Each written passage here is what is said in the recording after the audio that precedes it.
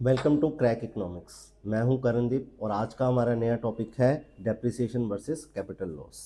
आज हम सीखेंगे डेप्रिसिएशन और कैपिटल लॉस में डिफरेंस क्या है। सुनने में तो दोनों ही सेम लगते हैं, दोनों में वैल्यूज रिड्यूस हो रही है, दोनों में over the period of time value घट रही है। तो कैसे पता लगेगा कोई गुड आपका डेप्रिशिएट हुआ है या फिर आपका कैपिटल लॉस हुआ है? तो उसके लिए हम एक डिफरेंस समझेंगे, depreciation versus capital loss. Depreciation क्या है? Loss in value of fixed asset, loss in value of fixed asset due to normal wear and tear और any accidental small damages.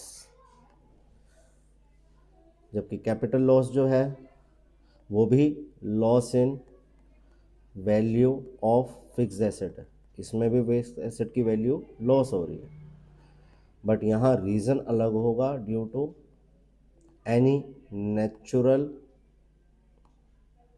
Calamity. किसी भी तरीके का फ्लड आया है,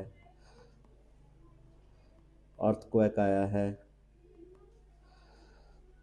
तो इस दौरान जो नुकसान होगा वो हमारा कैपिटल लॉस माना जाएगा। And second is loss in market value of asset. इस केस में आप अभी तक टाइपराइटर यूज़ करते थे, अब प्रिंटर का ज़माना आ गया, लैपटॉप का ज़माना आ गया, कंप्यूटर्स का ज़माना आ गया, तो अब प्रिंटर का कोई काम नहीं है, अब टाइपराइटर का कोई काम नहीं है। अब टाइपराइटर का काम नहीं है तो उसकी मार्केट वैल्यू ख़त्म हो जाएगी, वो हमारा क्या होगा? Capital loss. सेकंड, अगर देखें इन दोनों में से रेकरिंग कौन होगा? ऑब्वियसली हम कभी भी नई मशीन लेंगे वो पुरानी तो होगी टाइम के साथ, तो दैट मीन्स डेप्रिसिएशन जो है ये नॉर्मल भी है, हर बार होता है, and recurring in nature. Whereas अगर हम कैपिटल लॉस की बात करें तो ये अब नॉर्मल है, हर बार तो नहीं कोविड हो सकता, हर बार तो नहीं अर्थक्वेक हो सकता, हर बार तो नहीं फ्लड आ सकते, तो अब नॉर्मल है एंड नॉन रेकरिंग है in nature. Third one is ये एक्सपेक्टेड है और ये अनएक्सपेक्टेड है। अब बात है ये मैनेज कैसे करते हुए हैं? Manage through depreciation reserve fund. हम एक सेपरेट अकाउंट बनाएंगे डेप्रिसिएशन रिजर्व फंड का, उससे हम इसको आगे आने वाले समय के लिए अपने आप को प्रिपेयर कर सकते हैं, ताकि हमारे पास एक अमाउंट हो और हम फटाफट रिप्लेसमेंट कर सकें। जबकि कैपिटल लॉस अचानक होगा, हमें पता नहीं है, तो हम एक चीज़ कर सकते हैं, उसको मैनेज करने के लिए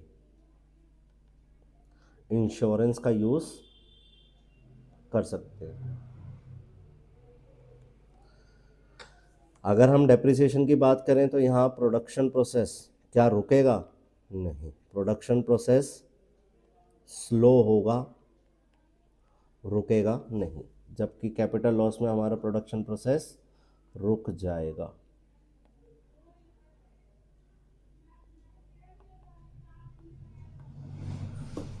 आई होप आपको ये बात समझ आई होगी। तो ये था हमारा difference between depreciation and capital loss. एक बार जिसे स्क्रीनशॉट लेना है वो ले सकता है। अब हम इसे फिगर से समझते हैं।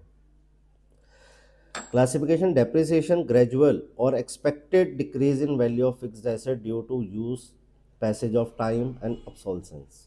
नॉर्मल वियर एंड टियर होता है, ओवर अ टाइम यूज़ कर रहे हो तो चीज़ घिसती है, पुरानी होती है। दूसरा ऑब्सोलेसेंस, टेक्नोलॉजिकल चेंजेस आ रहे हैं, टाइम बीत रहा है तो उसके साथ पुराना हो रहा है, तो ये होता है। तो यहाँ पे इसकी यूज़फुल लाइफ जो होती है, अगर डेप्रिसिएशन को कैलकुलेट करना है तो आपका एक और फॉर्मूला लग सकता है, value of fixed asset divided by life span of fixed asset.